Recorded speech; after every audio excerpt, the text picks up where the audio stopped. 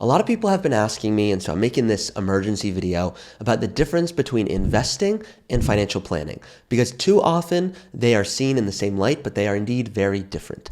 I even have a comparison sheet that we put together right here so you can actually see the difference between investing and what planning looks like. But if you haven't seen this video yet, that's okay. You can keep watching and watch this at the end. What you want to know, and by the way, I know I'm sick, so I'm sorry about my voice right now. I don't sound the same as my other videos, but I'm asked about this often, so I just want to get something out there for you guys. Investing traditionally is simply, what mutual fund should I buy? What ETF should I buy? Or, you know what, I'm just going to manage the account, but maybe regarding a tax question, go talk to your CPA. Estate planning, go get an attorney. It should all be under one roof, or else you really can't do good planning. So a lot of people are reaching out to us because they're paying for investment management, but they're not getting the full scope of services. And so if it costs way more for the full scope, that'd be a different story. They'd have to show how they can actually provide value for that fee.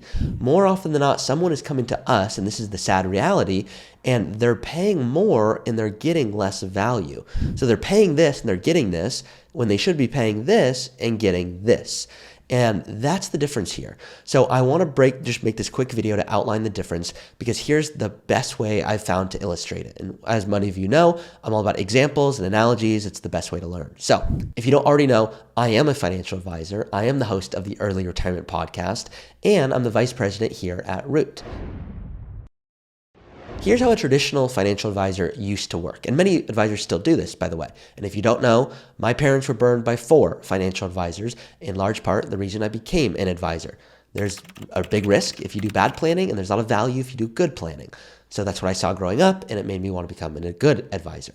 Now, with that being said, here's what a traditional advisor is going to do. What I'll almost think of it as a financial picker. That's how I'll phrase it. If you have a financial picker right now, that's someone who's just saying, hey, buy this stock, purchase this ETF, rebalance. That's like down here. That's investment management, important stuff. You want to use good investments. Don't get me wrong, but that enough I don't see as the reason to hire an advisor. That's level 1, a financial picker. In the 80s and 90s, that's what most advisors did. They weren't talking about planning and tax and estate and withdrawal. None of that. Health insurance, none of that. They were just doing the investment side. Now, that's level 1, financial picker. And some of you are going, yeah, that's my advisor. Others are going, I would not pay for that. Then there's level 2. Level 2 is a financial planner. That's what a lot of people are, and that's not what we are, and I'll explain why. But a financial planner is going to say, hey, John, hey, Jane, what's your age? What's your risk tolerance? And it's a little cookie cutter. They're going to ask you some questions. They're going to put it into software. It's going to tell you you have a 99% chance of retiring. And then I'll ask people, hey, why didn't you retire? It said for a few years you have a 99% chance. And they go, yeah, but what if it's wrong? What if markets don't perform this way? What if taxes change and now it's like this? What if we move and spend way more than we thought in retirement? So a financial planner is not bad. It's maybe a 6 out of 10 if I had to say. And I have this even fun jar I'll show you guys. Some of you have seen this before, but it says anti-cookie cutter jar. Love the pod.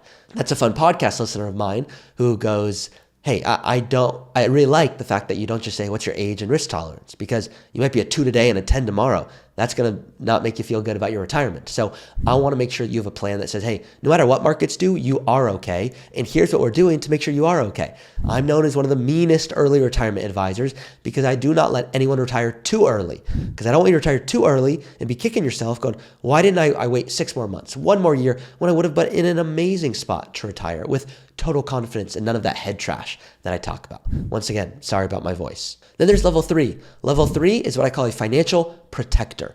That is someone who's going, yep, I know exactly when you want to retire. I know exactly how much you're saving. I know you. I know that you're going to sleep better when we pay off that mortgage, even though, yeah, we could invest it over here. And here's the trade-off of that decision. What makes most sense for you? Because you should still be the CEO. Your advisor should do a really good job of asking questions and being quiet. They should ask questions and go, what's most important to you? Done. Ask the question. Get a really good, deep response. Tell me more about that. Why is that? If something happened to you, does your wife want to manage all of this? God forbid something happens. Where's everyone going to go to get iPhone passwords? And if they're like, I don't know, I go, that's a problem. We need to have a place so that you understand when, a tragedy does occur, which unfortunately at some point it's inevitable, it's not going to be a big deal. So we say, what's the ROH of everything you're doing right now? And they go, I don't know what that means. Don't you mean ROI? I go, no, H. H stands for hassle.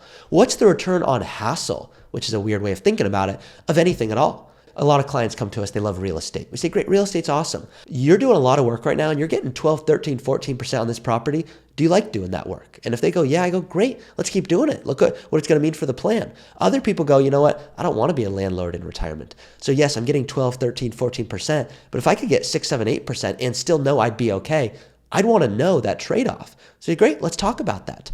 And then the final kind of joke here I'll say is a lot of people say, hey, should I pay off my mortgage or should I invest?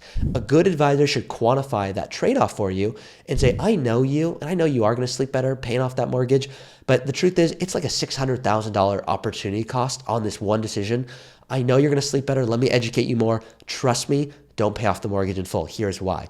Other times, based on the plan, because if there's a pension or rental income or Social Security, we might go, you know what, based on this, it does make sense for you to pay off the mortgage because you're not leaving that much on the table and you're going to sleep better and go celebrate. It's really about understanding your client. A lot of people are coming to us and they're going, hey, I don't have kids. I'm not planning to live until 100. Show me, what if I pass away at 85? I don't want to have $5 million.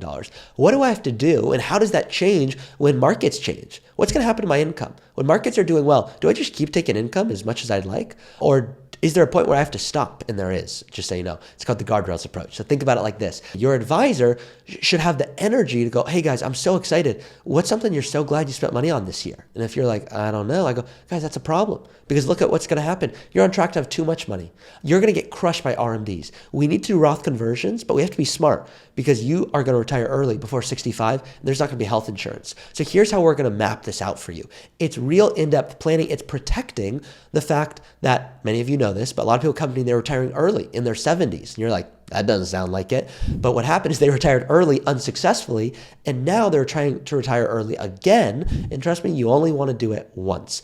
So having an advisor that's going to dive into every single detail, know your pet's names, and have really a partner, it's a reason we're called Root Financial Partners. It's a partnership. So having that financial protector to make sure you're not making any mistakes along the way. You're saving to the right areas of your plan. And just making sure that overall, you're sleeping well at night. Because if we're doing all of the stuff right here that we love doing, but you don't actually feel excited to meet with us, it's not going to work out.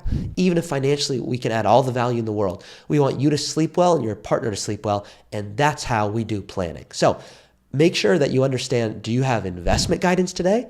Or are you getting a holistic plan? And ask your advisor, if you don't know, how much are you paying? Now, if this video was helpful, make sure to ask your advisor these questions, or if you're interviewing another advisor, ask them these questions right here, and you'll get a better sense if you're actually getting what you deserve.